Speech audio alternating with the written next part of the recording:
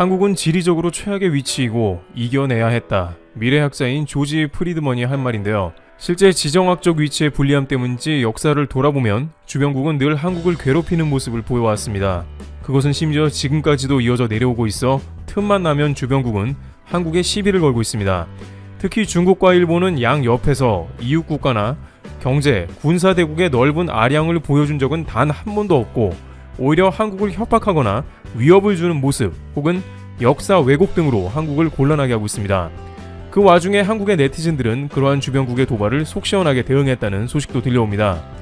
우선 오늘 일본 헤드라인을 장식한 뉴스는 바로 일본의 측량선이 한국의 EEZ 배타적 경제 수역을 침범했음에도 한국 배가 정당한 일본의 측량선이 한국에 접근하지 못하게 했다면서 적반하장의 모습을 보인 것입니다. 일본 해상보안청 측량선 쇼유를 향해 한국해양경찰청 선박이 무선으로 조사활동을 중단하라 했지만 일본은 자국 EEZ의 정당한 조사라면서 외교 채널을 통해서 한국에 오히려 항의한 것으로 보입니다. 전형적인 한국에 대한 도발이며 시비를 걸어온 것인데요. 일본 네티즌들은 과거 강화도 조약을 떠올렸습니다. 일제강점기의 시발점이 된 강화도 조약은 측량을 구실로 한국에 발을 들여놓은 일제의 모습이 지금에도 여전히 이어지고 있음을 말하는 것이죠. 중국이나 러시아는 비슷한 일도 안 하는 일본이지만 한국에는 매년 해상에서 도발을 벌이는 모습입니다. 또한 중국 역시 도발을 계속 감행하고 있습니다. 특히 한국에 대한 각종 동북 공정이 이어지고 있는데 이번에는 다소 차원이 다른 문제로 비화됩니다. 최근 중국은 공식적인 채널에서의 도발이라기보다는 예능 프로그램이나 인플루언서 등을 통해서 한복이 중국의 것이라는 주장을 하거나 혹은 한국 연예인을 과도하게 비판하기도 했습니다. 그런데 이제 중국의 네티즌들이 중구난방으로 웨이보 등에 한국을 비방하던 모습이 색다르게 바뀌기 시작했습니다. 중국의 관영신문이 나서기 시작했으며 중국의 공산당 관련 채널을 통해 한국을 비판하기 시작한 것입니다. 1,400만여 명의 구독자를 보유한 중국의 한 인플루언서는 9일 김장하는 모습을 담은 19분 52초 분량의 동영상에서 김치를 중국 음식, 차이니즈 푸드라고 해시태그를 달아 논란을 일으켰습니다. 이 영상이 올라온 것도 최근 중국에서 김치는 중국 것이라는 주장 가운데 올라온 것이라 논란되는데요. 문제는 이 채널이 과연 개인이 운영하는 채널인가 하는 의심이 국내 네티즌들로부터 제기되기 시작한 것입니다.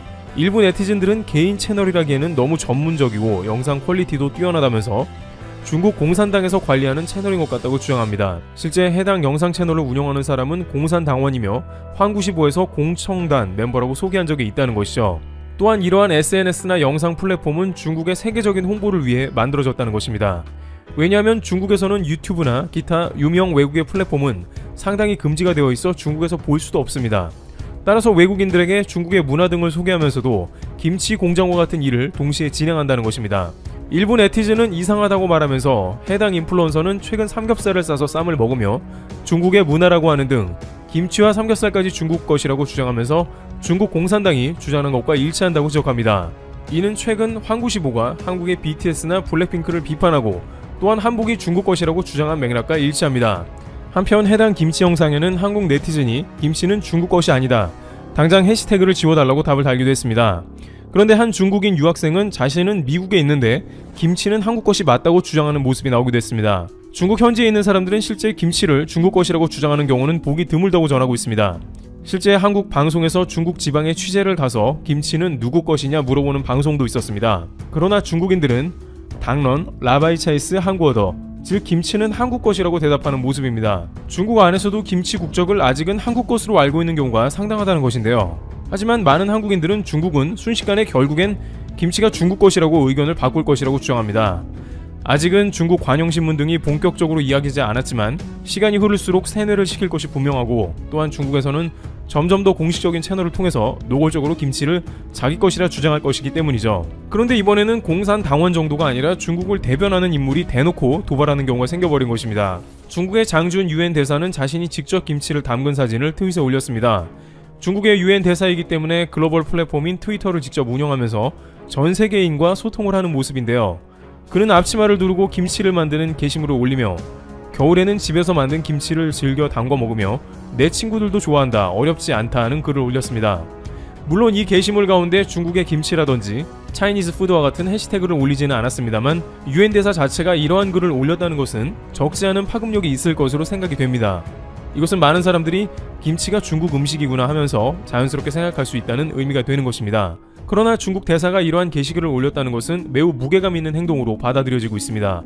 앞으로 중국이 대놓고 김치가 중국 것이라고 고위급 정치인들이 떠버리고 다닐 가능성이 높기 때문입니다. 그러면서 한국이 거세게 항의할 경우 과거 한국은 중국의 속국이었는데 왜 그러냐고 답할 게 뻔하겠죠. 일각에서는 앞으로 중국이 거세 자본을 바탕으로 한복이나 김치 공정에 나설 것을 우려하기도 했습니다. 특히 최근 돋보이는 것은 과거와는 다르게 부드럽게 접근하는 방식을 사용하고 있다는 것입니다. 앞서 김치가 등장한 영상에는 젊고 인기가 많은 인플루언서가 등장해 김치를 만드는 모습을 보여줘 세련된 영상미로 전 세계에서 중국에 호감을 갖게 하고 있으며, 중국의 유엔 대사가 앞치마를 두르고 요리를 하는 모습에서 많은 사람들은 중국의 인간적이고 따뜻한 면을 느끼며 자연스럽게 김치가 중국 것으로 받아들이게 한다는 것이죠. 이는 최근 전 세계의 코로나 사태로 중국에 대한 거부감이 득세하는 가운데 등장한 새로운 전략으로 각종 영화나 드라마 등의 중국 자본을 적극적으로 투입해 중국색을 입히는 모습으로도 발전하는 모습입니다. 게다가 중국은 최근 다양한 한류 카테고리 중 K-푸드로 인기가 높은 김치를 눈여겨보고 있는 것으로 파악됩니다. 그들은 김치를 대량으로 만들어 전 세계로 수출하는 동시에 이것은 중국 음식이라며 홍보할 것으로 파악되고 있습니다. 한국의 김치를 이용해서 적극적으로 돈벌이로 활용할 가능성도 보이는 등 한국에선 골치가 아픈 것입니다. 이미 한국의 곶감을 교수형감이라고 소개하면서 10년 전부터 동남아시아에 유통하고 있기 때문이죠. 한편 장준 유엔 대사 게시글에 한국 네티즌들은 가만히 있지 않고 적극적으로 답을 다는 모습이 나왔습니다. 한 네티즌은 중국 대사임에도 불구하고 이렇게 한국의 음식에 대한 관심을 감사한다 라고 영어로 올리며 한국 음식이라고 강조하는 모습이 보입니다. 또 다른 네티즌은 파오차이와 김치의 그림을 올려놓으면서 한국의 김치와 파오차이는 분명히 구분해야 한다고 유엔 대사의 글에 답글을 달며 반박하기도 했습니다. 또한 다양한 국적의 네티즌들도 역시 한국 음식을 좋아하나 보다 라며 장준 유엔 대사 글에 답을 달았습니다. 온라인상에서는 중국의 도발에 대해 이렇게 한국 네티즌은 따라다니면서 댓글로 각계 전투를 하고 있는 것이죠. 중국 현지 전문가는 아무리 중국이 중화 사상을 강요해봤자 이미 한국 사람들은 그것을 꿰뚫고 있다고 말하면서 전세계 많은 이들도 중국이 카피를 많이 만들어내더라도 좋아하는 것은 BTS나 영화, 기생충 같은 한국 것이지 결코 문화나 모든 면에서 중국이 한국을 따라잡기는 매우 어려운 게 사실이라고 전하고 있습니다. 중국판 비정상회담에서 한 중국인은 한국인 패널에게 왜 한국에서는 공자가 한국인이라고 하냐고 물었습니다. 그러나 한국인 패널은 99.999%의 한국인은 공자가 중국인이라고 해서 모두 박수를 치는 모습이 나왔습니다. 한국은 말도 안 되는 루머지만 중국 것은 중국 것이라 인정합니다.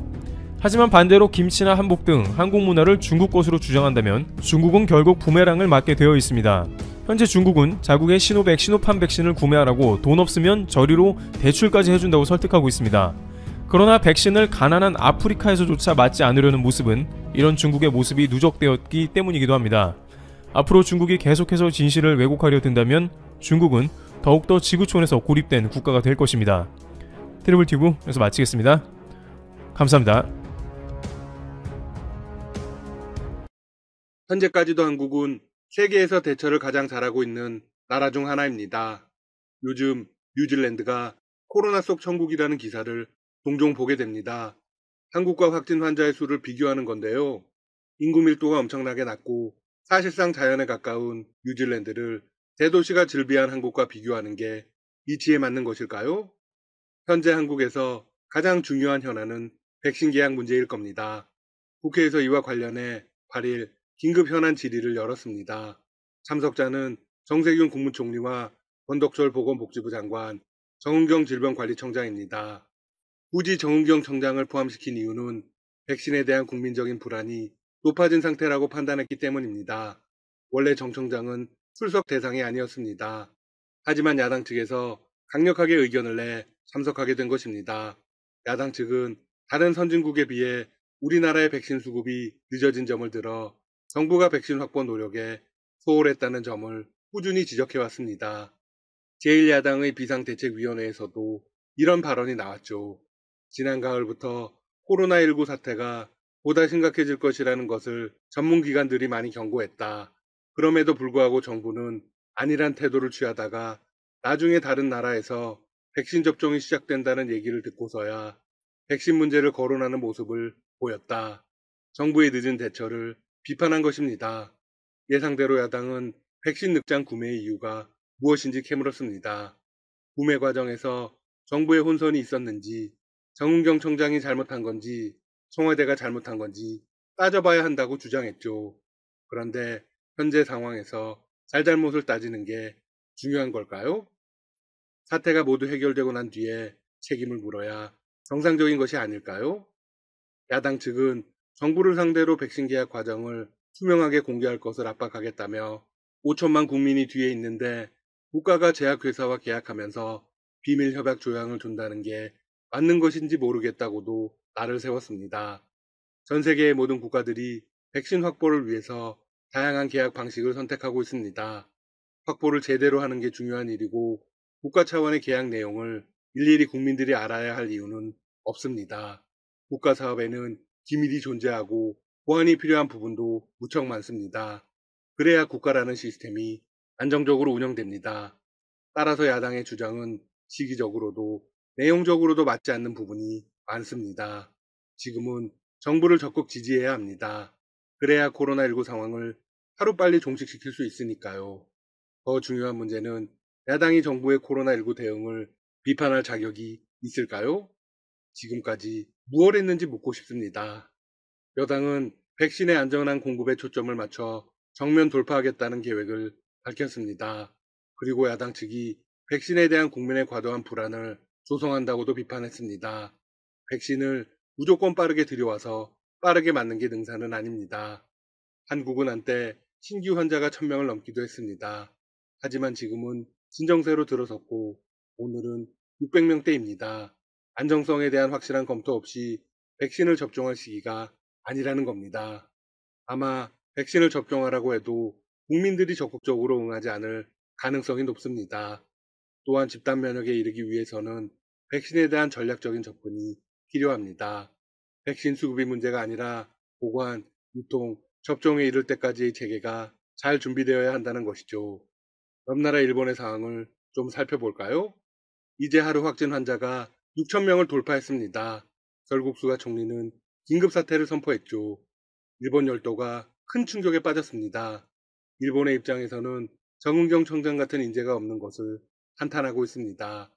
실제로 일본 언론들은 방역의 컨트롤 타워가 없다며 한국을 부러워했습니다. 백신을 한국보다 조금 일찍 확보했다고 사태가 달라지는 게 아닙니다. 중요한 문제는 또 있습니다. 방역에 있어서 가장 큰 적 중의 하나는 가짜뉴스로 인한 불필요한 불안감 조성입니다. 국민들에게 현재 상황을 사실과 과학적 근거에 기초해 잘 설명해야 할 시점입니다. 이외에도 국회 현안 질의에서는 실내 체육시설 등 집합금지 대상 시설 간 형평성 문제와 공공부문 인력 부족 문제 등이 다루어졌습니다. 정은경 청장은 앞으로 코로나19를 어떻게 대처할 것인지 설명했습니다. 우선 예방접종의 경우 금년 1분기 6월부터 우선접종 권장 대상자를 시작으로 순차적으로 접종을 진행합니다. 우선접종 대상자는 최근 집단 감염에 잇따르고 있는 요양시설의 고령층 입소자와 의료진 등입니다. 이런 속도면 다른 선진국보다 전혀 뒤처지지 않습니다. 미국도 현재 의료 종사자 및 관련자 위주로 접종을 하고 있습니다. 일반인들까지 맞으려면 여름은 되어야 합니다. 옆나라 일본의 사정도 마찬가지죠. 정부는 아스트라제네카 백신 심사에도 착수해 40일 안에 품목 허가를 승인할 방침입니다. 아스트라제네카가 영국과 브라질에서 수행한 임상 1상에서 3상 자료를 심사한 뒤 본사 제품과 국내 기업이 위탁 생산한 백신의 품질까지 비교할 계획입니다. 영국에서는 첫 접종이 시작됐는데 국내 승인에 앞서 한 달 이상 효과와 부작용 발생 상황을 지켜볼 수 있게 되었습니다. 이는 굉장히 현명한 판단입니다. 영국이 아스트라제네카 백신 접종을 이미 시작한 이유는 그만큼 상황이 심각하기 때문입니다. 영국은 지난 7일 1일 신규 사망자가 362명으로 죽게 되며 사태 발생 후 최고치를 기록했습니다. 사회적 거리두기 역시 4단계나 5단계로 격상하려는 움직임을 보이고 있죠. 나라가 완전히 멈춰서는 것입니다. 한국이 얼마나 잘하고 있는지 극명한 비교가 되죠. 아스트라제네카에 이어서 2분기에는 얀센, 3분기에는 화이자 접종이 이루어지게 됩니다. 한편 백신의 안정적 접종 추진을 위한 코로나19 예방접종 대응 추진단도 8일 출범됩니다. 단장은 정은경 청장입니다. 현재 선 구매 계약이 완료된 백신은 아스트라제네카 1000만 명분, 얀센 600만 명분, 화이자 1000만 명분, 모더나 2천만 명분입니다. 이외에도 백신 공동구매 국제연합체인 코백스 퍼실리티를 통해서도 1천만 명분의 물량이 들어온다는 계획입니다. 관련해서 정은경 청장은 직접 입장을 밝혔습니다. 현재 모든 상황들을 조율해 업종 일정을 정리하고 있습니다. 백신 저온 유통 준비 등을 포함해 최대한 접종에 차질이 없게끔 준비하도록 하겠습니다. 접종 신뢰도에 대해서는 범부처 그리고 지자체를 포함한 예방접종 추진단을 통해서 확고히 하겠습니다. 추진단에서 국민들께 설명드리고 소통하겠습니다. 정은경 청장은 만반의 준비를 통해서 빈틈없이 준비하겠다고 밝혔습니다. 야당에서는 소통이 부족했다는 이야기를 하는데요. 전 세계에서 한국보다 더 투명하게 대처한 나라는 없습니다. 한국 정부는 코로나19 상황 발생 초기부터 가장 투명하게 사태를 처리했습니다. 그래서 오히려 인권 침해 논란까지 일었습니다. 지금은 모두가 힘을 모아야 할 때입니다. 현 시점에서 누군가의 잘잘못을 따지고 안일하게 비판만 하는 건 아무런 도움이 되지 않습니다. 정은경 청장을 늘 응원합니다. 지금까지 닥터시사TV였습니다. 여러분 시청해주셔서 감사합니다. 구독과 좋아요 부탁드립니다.